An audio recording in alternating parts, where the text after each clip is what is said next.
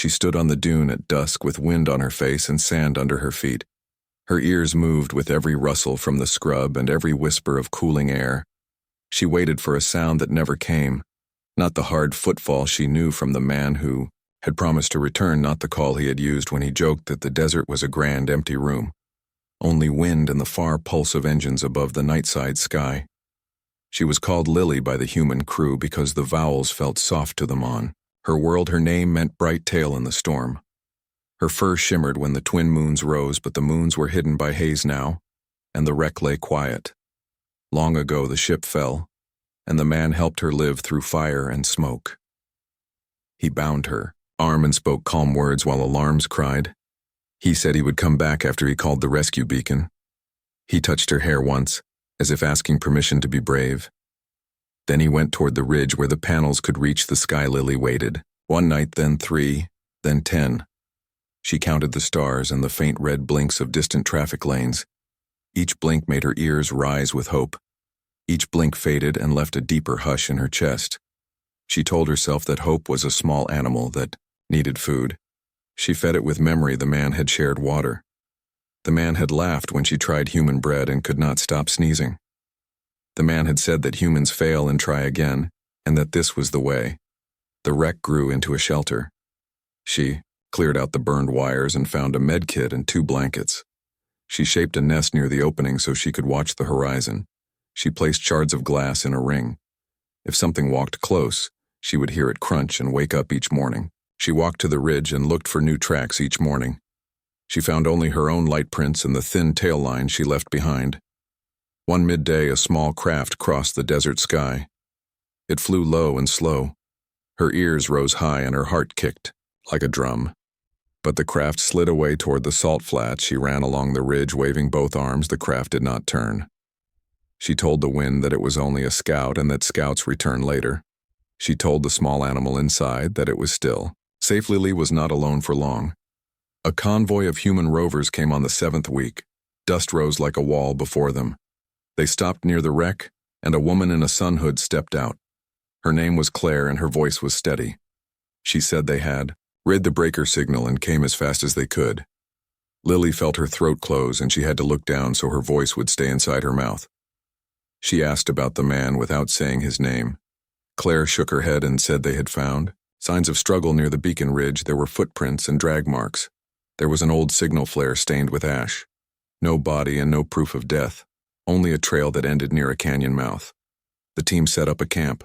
Megan ran power lines and lights that hummed softly through the night. Nora checked Lily and wrapped her arm again with fresh bandage grace. Cooked thick soup that smelled like earth after rain.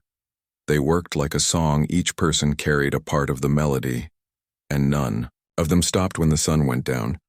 Lily watched and learned humans built hope out of actions. They stacked small stones of effort and made a wall that could keep out despair. Claire asked Lily to tell the story of the fall. Lily spoke in simple steps, the way she had learned from the man. No flourish, no drama. Only clear lines. She described the strike from the sky and the loudness that erased all thought. She described the heat that walked on her skin. She described the way the man moved with care and checked the injured and gave water. She described his promise to return and how she waited and kept watch and did not fear. The night Claire listened with her eyes narrowed in thought. She called a quiet meeting under the awning after dark. The camp lights drew moths and the moths swirled like pale smoke. Claire said the canyon held old mining tunnels from the first survey. Someone could use those tunnels to move without leaving tracks after the mouth. Someone or something may have seen the beacon light and wanted what was left in the wreck. They would search at first light. Lily stood at the edge and listened to the plan. Her ears mapped every voice and every step. She asked to go with them. Claire looked at her injured arm and then nodded once. Before dawn they moved out. Megan drove the first rover. Nora scanned with a field unit that chirped and whispered like rain. Grace left markers for the way back. Lily walked ahead on the right side where the sand was cool and firm. She could hear the canyon before she saw it. She could hear a slow breath from within, as if the rock itself slept. They found a side shaft that sloped down with old rail lines. Lily crouched and breathed the air. There was a faint smell of oil and human cloth and the dry scent of fear. Her ears turned toward a gentle scrape deep below. She signed to Claire with a motion the man had taught her that meant wait and listen. They waited as the sun rose and threw light like water down the shaft. Out of the dark came a soft cry. Not a human voice, but the metal voice of a collar tag. Nora moved forward and found a small recorder pressed under a rock. It blinked weakly. She played it back, and a thin voice filled the shaft. It was the man. Speaking in a careful tone, he said he had been taken by prospectors hiding from the law. He said they wanted the ship core and would trade his life for parts and fuel. He said he would try to lead them deeper, so rescue could come. He asked anyone who found the recorder to tell the Fox girl to stay safe and to trust the women who came because they were better than they knew. Lily felt the small animal inside grow brighter, not because danger was gone, but because the man had left a path. Claire drew a quick map on the dust and split the team. Grace set a light trap at the shaft mouth. Megan and Nora checked their packs and nodded to Lily. They moved into the tunnels with soft steps and steady breath. The tunnels turned like a spiral shell. Old carts lay on their sides like sleeping beasts. Scraps of fabric caught on bolts showed that others had passed. Lily heard the scrape again, and then a muffled thud. She slid forward and peered around a bend. There was a small chamber with a cluster of rough tents. 3 figures slept near a heater. Another figure paced with a coil gun in her hands. Lily breathed slow. The pacing woman had a limp and kept touching her side where the suit was patched behind a screen. A person lay on the floor with wrists tied. Lily could see dark hair in the shape of a human shoulder. Claire touched Lily's elbow and pointed to the lights overhead. They were strung on a line that ran to a single switch on the wall. Megan mouthed a time count with her fingers. Grace slid a rope around a support beam like a gentle snake. Nora held a med pack ready. Lily moved to the switch and placed her hand on the lever. Megan signaled and Lily pulled. The chamber fell into dimness and noise. Grace yanked the rope and a tent toppled onto 2 sleepers. Megan rushed the guard and knocked the coil gun away with a bar. Nora cut the ties on the prisoner behind the screen. Claire stood in the center with a beacon stick like a bright staff.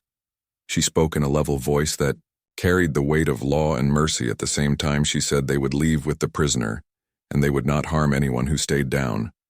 The prospectors saw the number and the light and the calm, and they chose to live another day. The prisoner sat up and blinked against the sudden dawn from the open shaft. He was thin and his lips were cracked. He whispered that he knew the Fox girl was near, because he could feel the quiet in the air that came when she waited. Nora helped him stand. Lily kept back in the shadow of the screen. She wanted to run to him, but her legs would not move. Her ears trembled with a new fear. What if he had changed and did not want to see her?